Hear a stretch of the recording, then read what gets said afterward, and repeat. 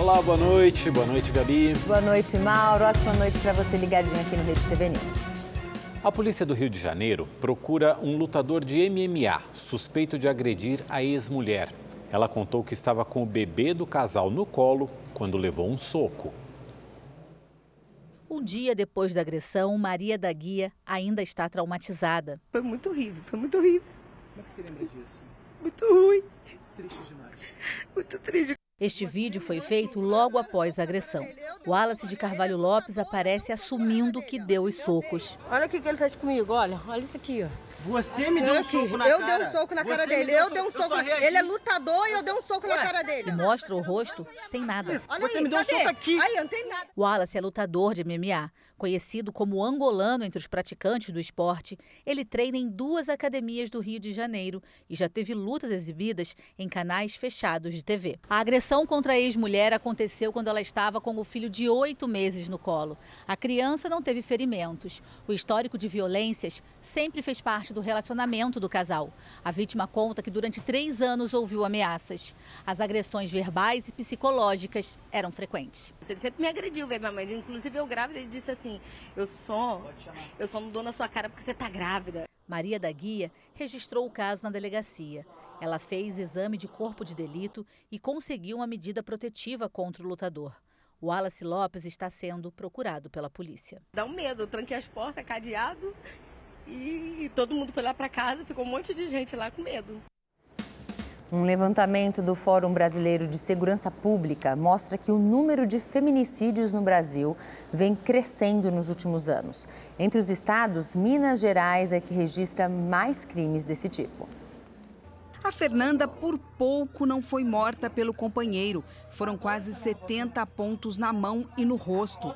Ferimentos causados pelo namorado que a atacou usando uma faca. O motivo, ciúmes. Estava subindo na rua, ele me surpreendeu. Ele saiu de trás da árvore e me deu um monte de facada. A vítima conseguiu sobreviver à tentativa de feminicídio, mas muitas brasileiras não têm a mesma sorte. De acordo com o último levantamento feito pelo Fórum Brasileiro de Segurança Pública, em média, 4 mulheres são assassinadas por dia no país, vítimas de feminicídio. Entre janeiro e julho de 2022, foram 699 casos. O número é o maior já registrado em um semestre, em comparação a igual período dos últimos 4 anos. O documento não traz registros de anos anteriores. Minas Gerais lidera o número de vítimas de feminicídio no país. Só no primeiro semestre do ano passado foram 82 casos. Em média, a cada 2 dias, uma mulher foi assassinada por motivo passional aqui no estado. São Paulo ocupou a 2ª posição do ranking, com 75 casos. Em seguida, Rio Grande do Sul, com 57, Rio de Janeiro, com 55 e Bahia, com 47 mulheres assassinadas no primeiro semestre do último ano. Essa outra mulher, que não quer mostrar o rosto, participa de um programa de prevenção à violência doméstica da Polícia Militar de Minas Gerais. Ela carrega no corpo as marcas das agressões que sofreu durante os 30 anos que ficou casada. Com ajuda, ela conseguiu quebrar o ciclo de violência que vivia com o companheiro. Tinha vezes que eu não podia dormir sentada no sofá ali, me xingando tudo enquanto é nome. Se não fosse a polícia, nós estávamos perdidos, porque eles não têm dó de matar, gente. As vítimas que nós acompanhamos no ano de 2022, todas elas estão vivas, conseguiram, estão aí no processo rompendo esse ciclo, não reincidiram, então são vítimas que pediram socorro e que estão sendo amparadas pelo sistema. E veja outros destaques do Rede TV News.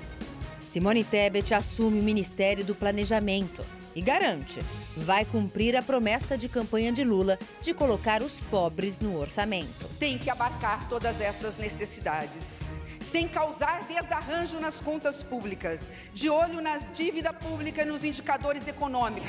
Ministério da Saúde recomenda reforço da vacina contra a Covid-19 para crianças entre 5 e 11 anos, mas alguns estados já começam a suspender a vacinação por falta de doses.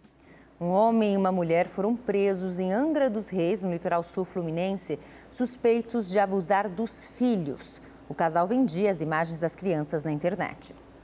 As investigações começaram a partir de informações repassadas às autoridades brasileiras pela Agência da União Europeia para a Cooperação Policial. Os agentes tiveram acesso a vídeos de abusos sexuais envolvendo crianças. As imagens eram enviadas ao exterior. O caso aconteceu em Paraty, no litoral sul do Rio de Janeiro. A mãe e o pai das vítimas foram presos. O casal, identificado, um homem de 29 anos e uma mulher de 31 anos, utilizava a internet para divulgar cenas de abuso sexual que eles próprios gravavam dos seus filhos. Uma criança de 6 anos do sexo masculino e uma criancinha também de 1 ano e 3 meses do sexo feminino. Na casa dos suspeitos foram apreendidos celulares e equipamentos de filmagem. As crianças foram entregues a familiares. O casal enviava pela internet e também para pessoas específicas esse conteúdo em troca de remuneração. E aí o casal vai responder pelos crimes de estupro de vulnerável e também compartilhamento de cenas contendo abuso sexual de crianças ou adolescentes.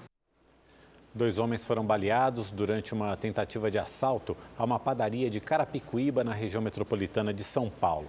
Câmeras de segurança registraram a ação. A dupla chega e anuncia o assalto.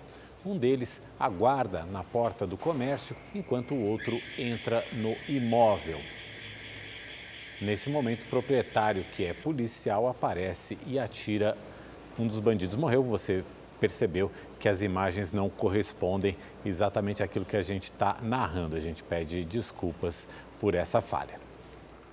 E olha, uma chuva persistente que dura desde a noite de ontem provocou transtornos em São Paulo.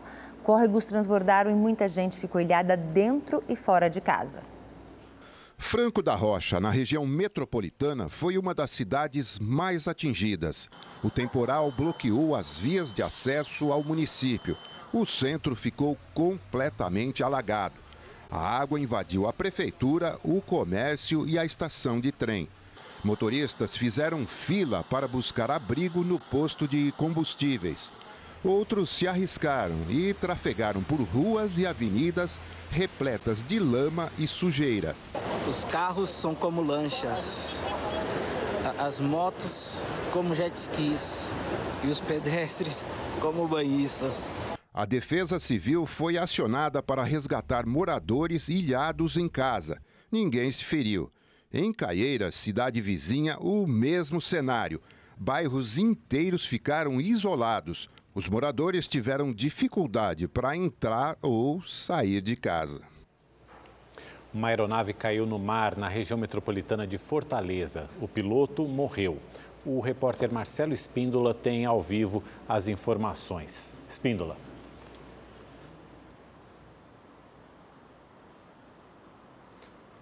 Boa noite, Mauro. Boa noite, Gabi. O monomotor caiu por volta das 4h30 da tarde na região de Aquirás, a 30 quilômetros de Fortaleza. Um forte estrondo foi ouvido momentos antes da queda do avião. O piloto Francisco Sérgio Macedo, de 74 anos, era médico. Ele chegou a ser socorrido, mas teve uma parada cardiorrespiratória e morreu. Ainda não se sabe o que provocou a queda da aeronave. O CENIPA, Centro de Investigação e Prevenção de Acidentes Aeronáuticos, vai investigar a causa do acidente. De Fortaleza, Marcelo Espíndola para o Rede TV News. Obrigada, Espíndola. E olha, com uma frota superior a 27 milhões de veículos, o governo do estado de São Paulo estima arrecadar mais de 23 bilhões de reais com IPVA deste ano. A primeira parcela do imposto vence agora, em janeiro. Reinaldo é um dos motoristas que prefere parcelar o valor do IPVA. Neste ano não será diferente, já que além do imposto, ele precisa arcar com outras despesas. E junto vem IPTU, vem matrícula das crianças com material escolar, uniforme, né? Além de outros fornecedores, como seguro de carro ou outros, que também reajustam os preços em janeiro. Faz tempo que ter um carro deixou de ser luxo e virou uma necessidade. Necessidade que custa caro ao bolso. Além de pagar por ele, o dono assume várias despesas, como o IPVA. E este ano o imposto está mais caro. Em São Paulo, o aumento médio foi de quase 11%. Existe uma alíquota que é prevista na legislação. Essa alíquota ela incide em cima do valor venal do veículo, que é considerado o valor de mercado. O valor de mercado ele é definido anualmente pela tabela FIPE. É sempre importante lembrar que não houve um aumento da alíquota do IPVA, né? do valor da alíquota, e sim do valor de venda dos veículos. Com uma frota de aproximadamente 27 milhões de veículos, o governo do estado de São Paulo estima arrecadar este ano mais de 23 bilhões de reais. Pelo segundo ano consecutivo, o pagamento do imposto poderá ser feito entre 3 e 5 parcelas, desde que cada uma seja de, no mínimo, R$ 68,52. Já quem fizer o pagamento à vista até o fim de janeiro terá um desconto de 3%. 20% da arrecadação toda vai para o Fundeb, que é o Fundo de Educação Básica. Do que sobra é compartilhado, 50% fica, né, no caixa do Estado e 50% vai para o município onde o veículo é licenciado. Né? Então, com esse dinheiro, os municípios vão utilizar no caixa geral da prefeitura, né, seja para usar com saúde, educação, infraestrutura, e o mesmo acontece no Estado. O Ministério da Saúde recomendou a aplicação de uma dose de reforço da vacina contra a Covid-19 para todas as crianças entre 5 e 11 anos. Uma nota técnica aponta que essa dose complementar aumenta a proteção contra a doença. O intervalo entre as doses deve ser de, no mínimo, 4 meses. O Rio Grande do Sul informou que aguarda a chegada de um novo lote de vacinas para então iniciar a aplicação do reforço. Em Belo Horizonte, a vacinação contra a Covid-19 para crianças de 3 a 11 anos está paralisada por falta de doses. Já no Rio de Janeiro, a imunização dos adultos foi suspensa porque a cidade também aguarda a chegada de vacinas. Por enquanto, só há imunizantes para o público de 5 a 11 anos. O Ministério da Saúde informa que o contrato com a Pfizer prevê a entrega de 16 milhões de doses no primeiro trimestre do ano. Um mandado de prisão falso contra o presidente do Tribunal Superior Eleitoral, Alexandre de Moraes, surgiu no Banco Nacional de Monitoramento de Prisões. A falsa decisão tinha diversas ironias relacionadas à atuação de Moraes. No pedido que estava assinado pelo ministro Alexandre de Moraes, pedia a própria prisão dele. O Conselho Nacional de Justiça afirmou que o caso aconteceu por causa do uso indevido de uma credencial que dá acesso ao sistema. O novo comandante da Marinha, almirante Marco Sampaio Olsen, tomou posse hoje. O almirante Marco Sampaio Olsen assumiu o comando da Marinha Brasileira. Ele vai substituir o almirante de esquadra Almir Garnier Santos, que rompeu a tradição e não compareceu à cerimônia de posse do novo comandante. Apesar da ausência, Garnier enviou uma mensagem que foi lida durante o evento. O ministro da Defesa, José Múcio Monteiro, presidiu a cerimônia. Olsen é pós-graduado em Ciências Políticas pela Universidade de Brasília e mestre em Defesa e Segurança Hemisférica. Durante a cerimônia, o almirante agradeceu a indicação ao cargo. Por pleito de justiça, expresso aqui notória gratidão ao presidente da República Federativa do Brasil, Luiz Inácio Lula da Silva, pelo apanágio ao nomear-me comandante da Marinha, ao ministro de Estado da Defesa, José Múcio Monteiro, pela honra e o agraciamento da indicação para o cargo, asseverando-lhe a minha lealdade, comprometimento, disponibilidade e diligência na condução da Força Naval para a defesa dos interesses do Brasil no mar e hidrovias. O presidente Lula nomeou hoje o embaixador e ex-ministro das Relações Exteriores, Celso Amorim, para o cargo de assessor especial da Presidência da República. Vamos ao vivo até Brasília falar com Anderson Arcoverde. Anderson, boa noite. Que função que o Amorim terá no governo, hein? Ele será o principal conselheiro do presidente Lula em assuntos internacionais, Gabriela. Boa noite para você, boa noite, Mauro, e a todos que nos acompanham. Celso Amorim vai acompanhar o presidente Lula nos eventos internacionais. O primeiro, previsto ainda para este mês, deve ser uma visita à Argentina. Também estão programadas viagens a Portugal, Estados Unidos e China. O embaixador Celso Amorim foi ministro das Relações Exteriores nos 2 primeiros mandatos do presidente Lula e ministro da Defesa no governo de Dilma Rousseff. Nos 2 primeiros mandatos de Lula, o cargo de assessor especial de assuntos internacionais da presidência foi exercido por Marco Aurélio Garcia. Hoje, o presidente Lula teve mais uma agenda de compromissos internos aqui no Palácio do Planalto. Ele se encontrou com o ministro das Relações Institucionais, Alexandre Padilha, com os líderes do governo na Câmara, José Guimarães, e no Senado, Jacques Wagner, com a presidente do PT, Gleisi Hoffmann, e com o ministro-chefe da Casa Civil, Rui Costa.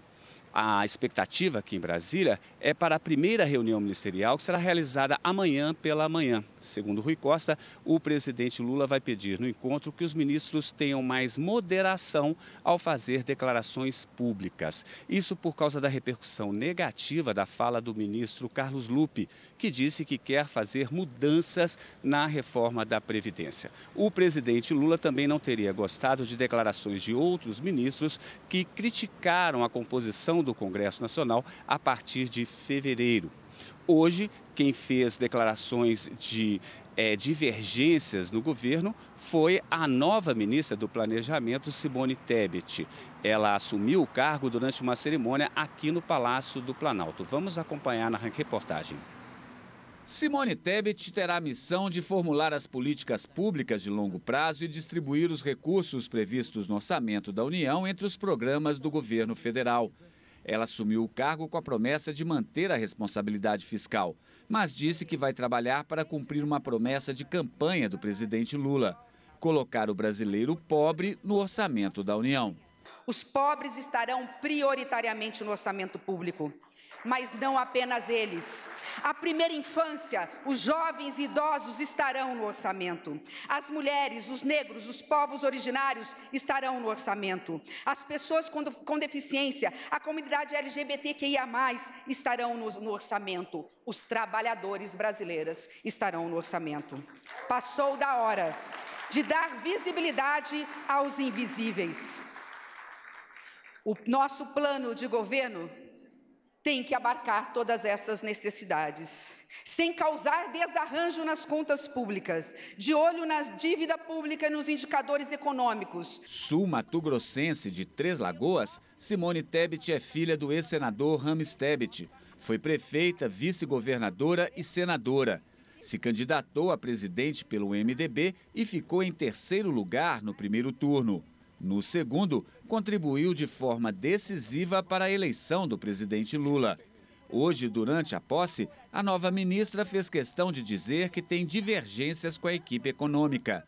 Mas, segundo ela, para o presidente isso será positivo. Disse a ele: mas presidente, nesta pauta, ministro Haddad, ministro Alckmin, ministro Esther, nós temos divergências econômicas. Ele simplesmente me ignorou, como quem diz: é isso que eu quero, porque eu sou um presidente democrata. E um presidente democrata não quer apenas os iguais, quer os diferentes para se somar, porque é assim que se constrói uma nação soberana, igual, justa e para todos. Simone Tebet também prometeu buscar a diversidade na composição do ministério.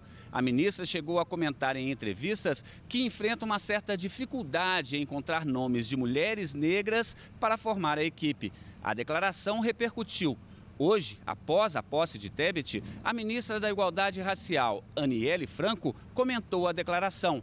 Ela disse que está formando um banco de dados com nomes de candidatos para ajudar a preencher vagas no governo federal. Eu já apresentei para ela algumas ideias e a gente vai falar mais adiante, que eu não posso falar ainda, mas uma delas, por exemplo, que foi ideia nossa do Ministério, é a gente ter inclusive um banco de pessoas, de currículos públicos mesmo, em ligação com ministérios transversais, para que a gente possa vir a preencher todas essas vagas. Não só na igualdade racial. A gente quer ter gente preta, pessoas negras, mulheres e homens, trans, enfim, em todos os lugares que a gente puder colocar. E a gente segue em contato com Brasília agora para conversar com o comentarista de política, Kennedy Alencar. Kennedy, boa noite. O que é que você destaca nessa posse da Simone Tebet e como é que fica o diálogo entre ela e o ministro da Fazenda, Fernando Haddad? Olá, Mauro, boa noite para você, para a Gabi, para quem está nos assistindo. Mauro, a Simone Tebet, ela exagerou um pouco aí essa suposta liberdade que o Lula deu para divergências na equipe econômica. Eu tive hoje no Palácio do Planalto e eu vi de um ministro muito próximo do presidente Lula, que é o Haddad, um ministro forte dessa área. Claro que o Lula gosta de uma equipe que possa ter ideias diferentes, que haja um debate interno, mas ele não quer choque em público. E ela publicamente hoje disse que o Lula meio que autorizou que eles poderiam ali divergir. De fato, ela pensa diferente do Fernando Haddad, ela tem que lidar ainda com o pensamento do próprio Lula, e aí, Mauro, há uma relação de confiança muito antiga entre o Lula e o Haddad. O Haddad foi ministro da Educação do Lula, o Haddad foi candidato em 2018 à presidência da República, quando o Lula estava preso. O Haddad foi o candidato do PT ao governo do Estado de São Paulo e perdeu uma eleição difícil, mas entregou uma boa votação na capital. O Haddad ajudou na aproximação do Geraldo Alckmin com o Lula. Portanto, numa eventual divergência entre a Tebet e o Haddad, a tendência é o Lula decidir em favor do Haddad. Quem tem liberdade, Mauro, para discordar no governo livremente é o presidente da República, é o Lula. O Lula, na comparação com 2003, é um presidente que hoje entende muito mais de economia. Portanto, o Haddad até pode pegar e sofrer umas críticas do Lula e tal, mas eu acho que no relacionamento com os demais ministros da área econômica, o Haddad vai estar numa posição de maior tranquilidade. A gente viu nos últimos dias um certo bombardeio para o lado dele. O Lula mandou dizer para o Haddad para ele ficar tranquilo, porque tem o respaldo político dele. Mauro e Gabi. Obrigada, Kennedy. Olha, o setor industrial pretende ganhar protagonismo na economia brasileira. E essa é uma das promessas do novo governo, viu? Ao tomar posse como ministro do Desenvolvimento, Indústria, Comércio e Serviços, o vice-presidente da República, Geraldo Alckmin, garantiu que um dos compromissos da pasta é a reindustrialização do país. Mas, afinal, o que isso significa?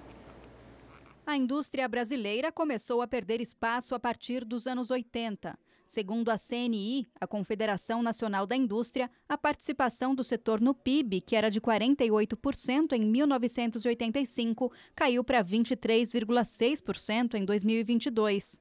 Nós temos, por exemplo, um sistema tributário que é repleto de distorções e ineficiências que torna o produto brasileiro mais caro. Outros fatores, como energia elétrica mais cara, algumas deficiências em infraestrutura logística, mão de obra algumas vezes menos capacitada, qualificada para as funções que são necessárias na indústria, também representam esse conjunto de fatores que levam a um ambiente de negócio mais hostil no Brasil e que estão todos ligados a essa questão do custo Brasil. O novo governo pretende mudar essa história. O primeiro passo foi a criação do Conselho Nacional do Desenvolvimento Industrial para dialogar com empresários e fortalecer o setor. A indústria é essencial. São essenciais os empregos que gera, os tributos que recolhe, a riqueza que distribui. Para cada real produzido pelo setor industrial, a economia ganha algo em torno de R$ 2,43. O impacto positivo é percebido por todos os setores da economia. Mas para acompanhar a demanda da reindustrialização, vem também outro desafio do setor, a qualificação de mão de obra para o aumento da produtividade. O setor industrial vem sofrendo muito impacto de tecnologias que têm cada vez ciclos mais curtos. E isso tem demandado a necessidade de formação continuada. Nós temos um grande desafio no Brasil, que é a formação do jovem inicial, a formação de jovens talentos para trabalhar nesse setor industrial, mas também temos um grande desafio, que é a requalificação das pessoas que estão no mercado hoje e que, obviamente, vão precisar passar por requalificação ou programas de aperfeiçoamento e especialização. A CNI acredita que a indústria tem capacidade de liderar o crescimento econômico do Brasil com a adoção de novas medidas para a melhoria da competitividade. O setor entregou ao ministro Alckmin uma agenda com 14 medidas que incluem 18 ações em tramitação no Congresso. Nós gostaríamos de destacar 4. A primeira é a adoção de uma política industrial moderna e alinhada às melhores práticas internacionais. A segunda é a realização de uma reforma tributária. A terceira medida é um conjunto de ações para estimular o investimento e a inovação. E a quarta é um conjunto de ações associadas à transição energética para a economia de baixo carbono. E com o início do ano, crescem as expectativas para os brasileiros que procuram trabalho e ainda mais para as mulheres, que são maioria entre os desempregados no país. Todas essas pessoas vieram bem cedo neste centro de apoio ao trabalho para buscar um novo emprego. Faz 2 anos que eu estou desempregado, eu vim aqui para procurar um serviço de porteiro ou recepcionista. Aí eu encontrei um aqui para mim lá fazer entrevista. Estou há 7 meses desempregada, né? Mas aí eu estava recebendo o seguro-desemprego. Aí agora acabou as parcelas e eu vim tentar uma nova recolocação no mercado e eu estou buscando na área da saúde. Mais de 8% da população brasileira está à procura de trabalho. É o que aponta o IBGE. São aproximadamente 9 milhões de pessoas. No entanto, para um grupo em especial, este cenário é ainda pior.